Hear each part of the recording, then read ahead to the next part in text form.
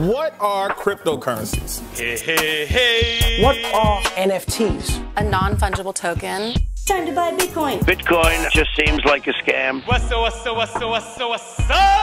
Bitcoin!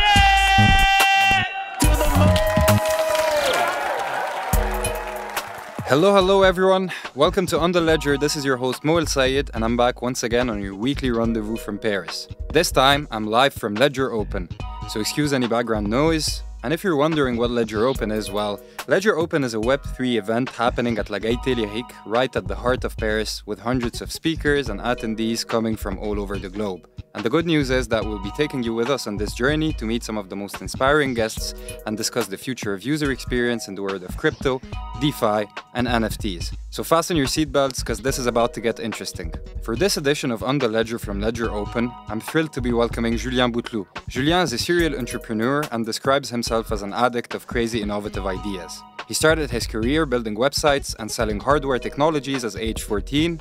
If you don't know Julien, you probably know his projects, and trust me, there are many. Curve, StakeCapital, StakeDAO, REKT, and that's without even mentioning the startups he helped build. And today at Ledger Open, he just gave a fascinating presentation about finance gamification, which we'll dive into in a minute.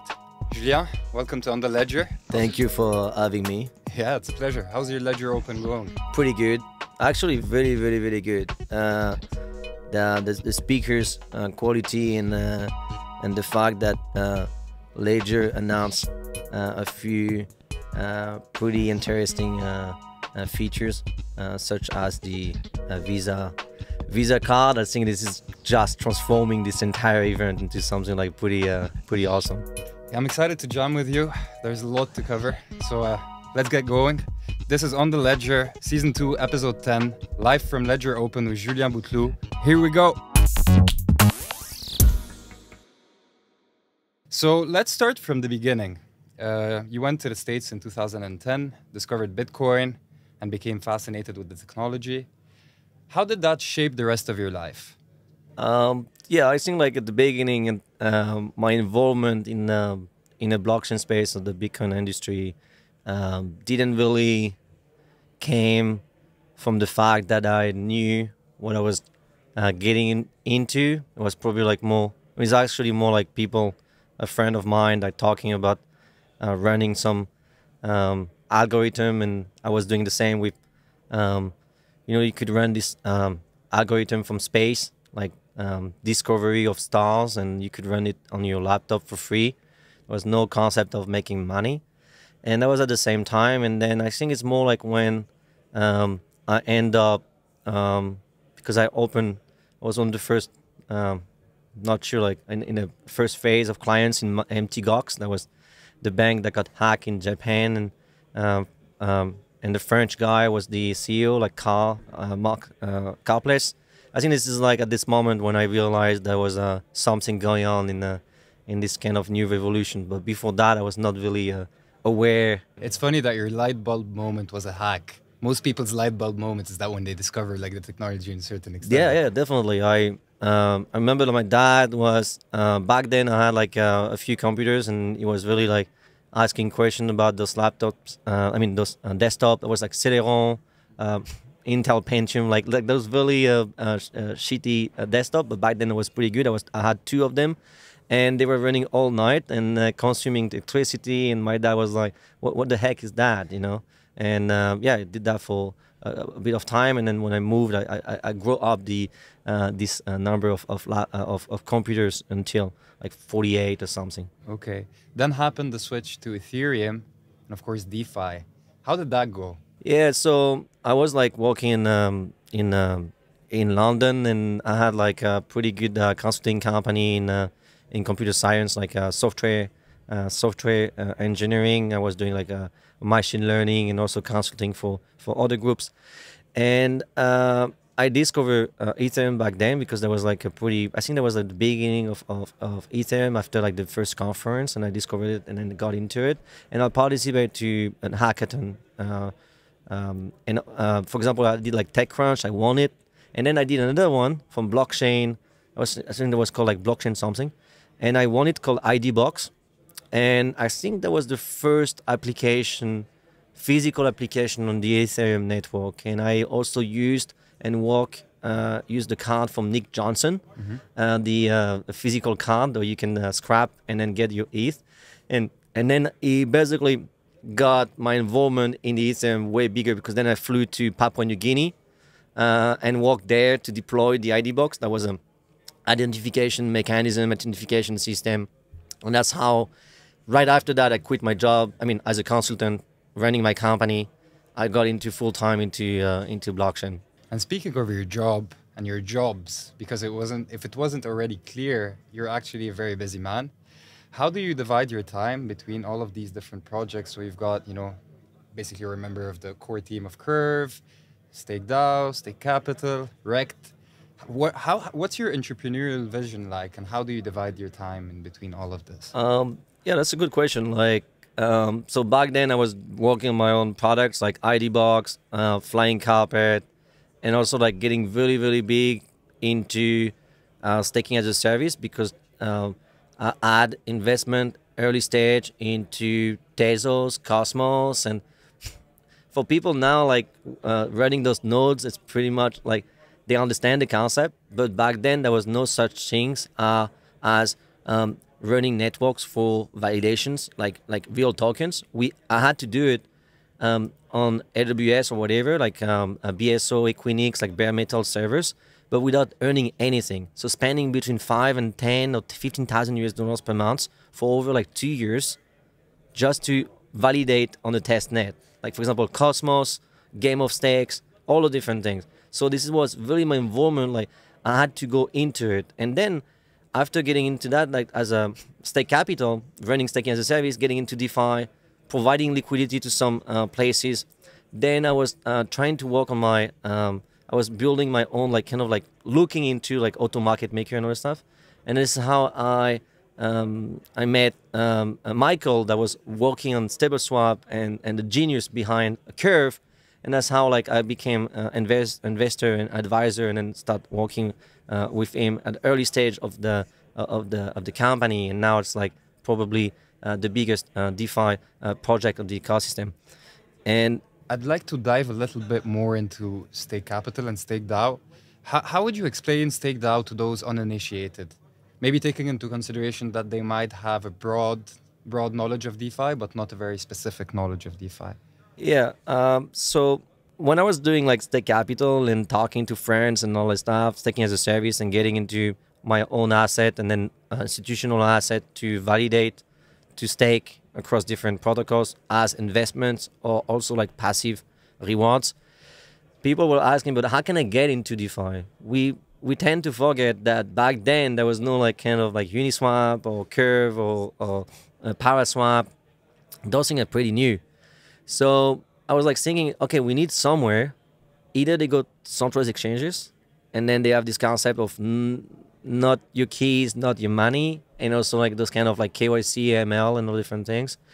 So the idea was really to provide us a place for people to easily get into DeFi without the need of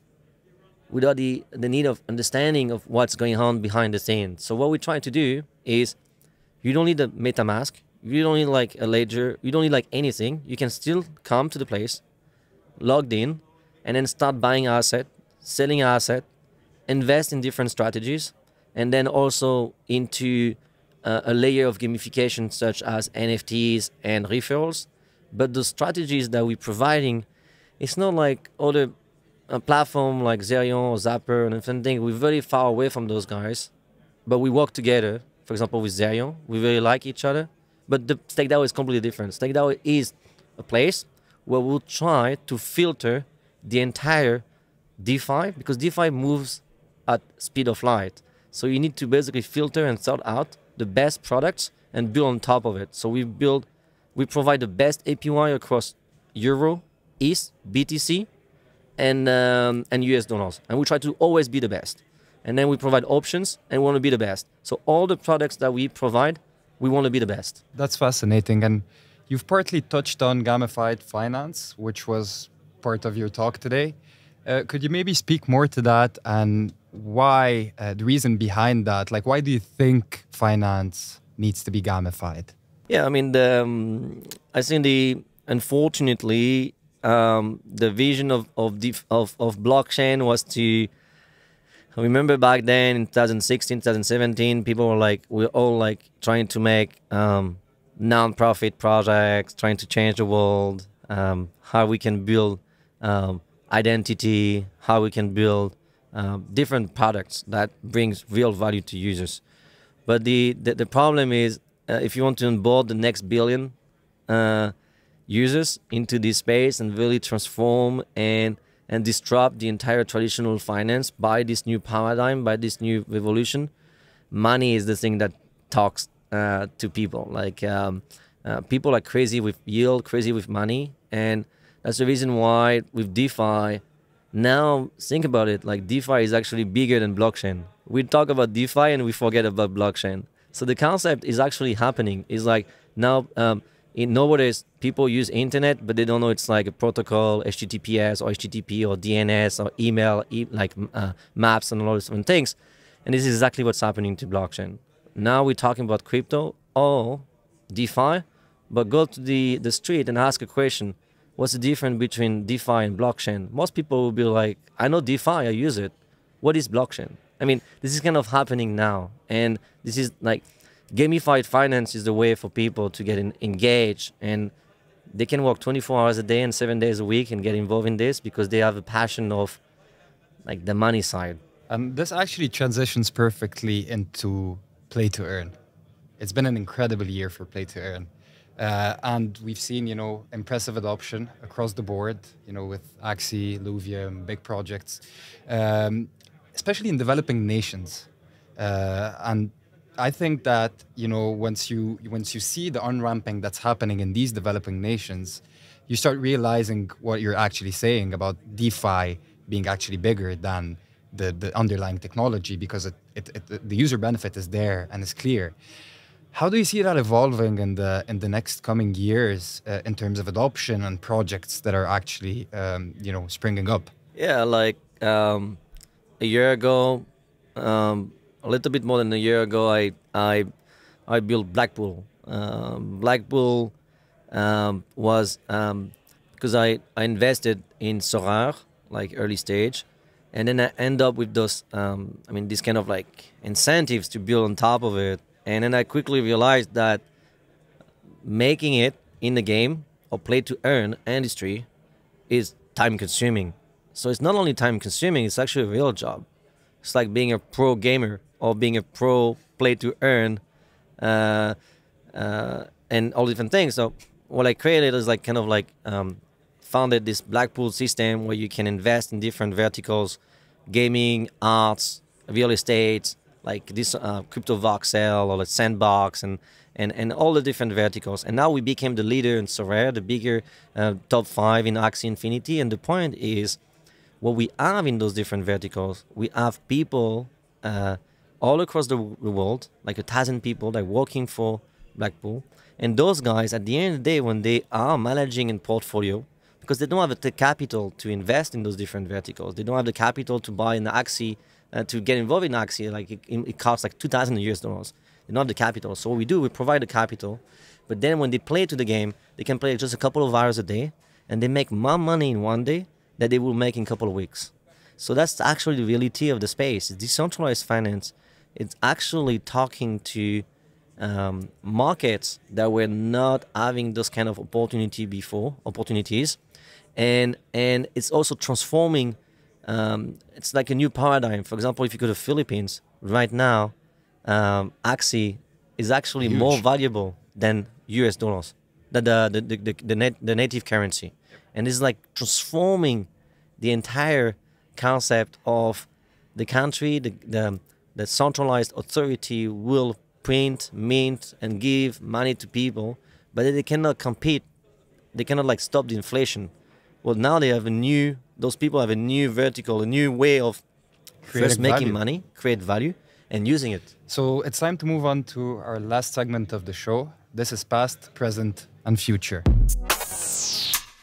So Julien, when you look back at all of the projects that you worked on in the past, what's the project that you're most proud of, and why?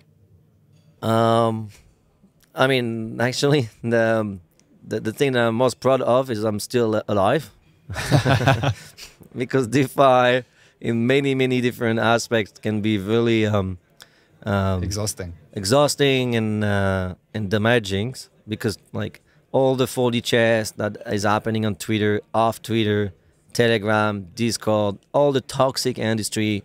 We said that blockchain will transform the world, make a better place, but at the end of the day, it's just like people, ego, 4D chasing, greedy stuff that are happening. I really want to dive into that because, you know, I'm a big fan of Yearn. And, you know, when Andre, you know, just basically created Yearn and then stepped back and said that DeFi sucked because building in DeFi sucks. Do you think that building in DeFi sucks? I mean, it's like, it depends. You get a lot of value of building in DeFi. It goes super fast. You can build whatever you want. And then you get immediate attention and rewards from the things that you are building. Those things were never possible in traditional finance. You always work for someone, and the thing that you will be working, you will never see the real application, because you usually work behind the scene, and the people responsible for the company, they take the things out of your work. And I think that people actually, when the project is actually basically decentralized, people still expect one person to pump their bags. And you get some sort that's funny. You get some sort of, you know, this is supposed to be a decentralized technology where everyone can be creating value independently, and then up to a certain extent where if you're not doing enough, a lot of the creators I speak to, they tell me, okay, we're getting so much pressure because people just want us to be pumping their bags, but we're building for the long term. It doesn't matter if you build good technology. Like it happened in Blackpool, it happened in StakeDAO, it happened in Yearn, it happened in all the projects in the industry. At the end, it doesn't matter if the product that you built is the best product out there, as long as the token is not going up. If you build something that would change people's life, I mean, like normally the technology is so good, but at the end it doesn't change people's life or it doesn't make them rich, they will just like fight you, and they will just go like nuts. They will like, yeah, why are you going against us? I mean, why the token not going up? And this is the thing. Like, but then at the same time, it's kind of funny because it goes both ways. People building, they usually get attacked by the people that are using the product and the token not going up. But also the builders, if they get hacked, then they immediately go to centralized authority and they ask for police investigations, legal authority to track the person that hacked their project. Well, at the beginning, it was actually intended to be used by anyone and built by anyone. So it's kind of like it's conundrum. It's like it's both ways. Like people are complaining about the token not going up, and if they get hacked, they will ask a centralized authority for finding the founder, taking care of this, but also on the other side. So it's working on the. Yeah. We've still got some work to be done. I'd like to move on to the present. So you know you've been through a few cycles now. This one feels as though it is taking us right at the gates of mass adoption, to a certain extent. We're talking about the super cycle. What's your take on that? Well, is the super cycle like this thing that the cycle never ends or something like that? I don't know. Yeah. What's your perception of the super cycle? I mean, back then, when we had the bull market, 2017, and the question was, oh, there will be a bear market and the thing will collapse. I think that there was a high chance of this happening because the thing is like big institutions, big players, big banks, big companies, they were not into crypto and they were not into blockchain. And they were actually considering blockchain and crypto as a scam and a fraud. Like Jamie said, Bitcoin is a fraud and blockchain and the thing. Later on, create his own token, the JP Morgan coin or whatever. But what's happening, so back then, working in the industry of blockchain, DeFi, and crypto were really things that had bad reputations. Well, today, that's what I said before, how can you short something that everyone is trying to enter? If all the big banks, all centralized authorities, all the big companies in the world are all now talking about crypto, they're all trying to get a space into it. Like they announced 5,000, 2,000 jobs looking for crypto people, like blockchain developers and all this stuff. They're doubling the salary of those guys. How can you short this if you understand this? So that the super cycle, maybe what we're actually experiencing today, is a bear market. If you look at the chart in 5 or 2 years, we'll be looking at, oh wow, that was the bear market. But if you're actually living it, you're like, no, this is a bull market. You see, like it's just a matter of perspective, but it doesn't stop from those big VC institutions. They have so much money that they can also drive the market. I like that. Let's zoom out. Maybe this is a bear market, actually. That's the first time I ever hear it, but yeah, why not? So maybe the last question, and it's going to be about the future. When you think about the future, what excites you the most? What are your future milestones, and your personal milestones could excite you, but as well as a more of a global overview of the space? Yeah, we tried to talk about it in REKT.news with the video called Opium Diaries, Dystopian Dreams, where we basically talk about... Great one. Yeah, it's 14, 13 minutes, but I highly recommend people to watch it. And now the new one with REKT, the new one. Both of them are available on YouTube. So if you're listening to this, go check that out. It's on REKT. Yeah, maybe like leave a link at the bottom. Yeah, we will, in the bottom of the description. Yeah, it's not advertising. It's just like free. No one paid Great for content. that. Yeah, it's completely free. And the point is, I think as people building in DeFi, we tend to say that convince people that what we're building will make the world a better place. But we actually seeing it, like the toxicity in Twitter space, in DeFi space, and what's happening, the fight. We shouldn't fight between each other. We should actually fight against the things that we're trying to remove from society, that are the middleman, the people starving other people to make money.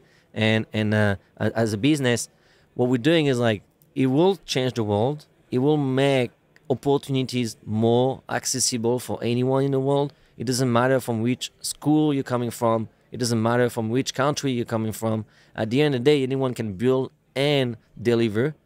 But at the same time, it's kind of dangerous, because if you cannot regulate, or if you cannot stop a technology that cannot be stopped, how can you bring safety net or safety to the entire society?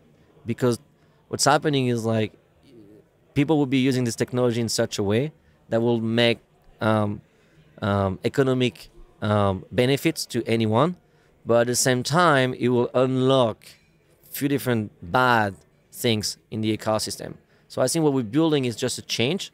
It's like an evolution. Like we had the industrial revolution, and then we had the internet revolution that was taking that people took control over it. Like Yahoo and Google, they build bridges saying, listen, if you want to use internet, you have to use Safari, you have to use our Brave, our Chrome, and they go online and lobbying to say that darknet is bad because darknet can be used to buy drugs and guns and other things. Well, actually, the reality is the real internet is the darknet, and then we have only 1% access of the internet.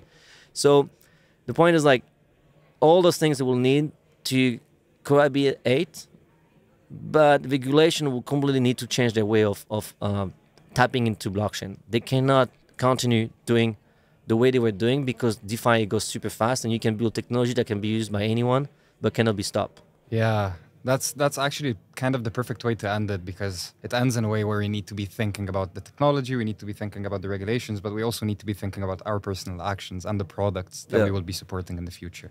Julien, it's been a pleasure chatting with you. Thank you. Enjoy the rest of your day, and let's have you on the podcast sometime soon. Yeah, thank you for the initiative, and please continue, guys, because this is really great. Thanks a lot. That's it. This was On The Ledger, live from Ledger Open with Julien Bouteloup. If you've enjoyed the conversation, hit that subscribe button and keep an eye out, because there is more to come. This was On The Ledger from Paris with your host Moel Sayed. Till next time, take care. Au revoir. This content is provided for informational purposes only and is the sole expression of our opinion, and should not be relied upon as legal, business, investment, or tax advice.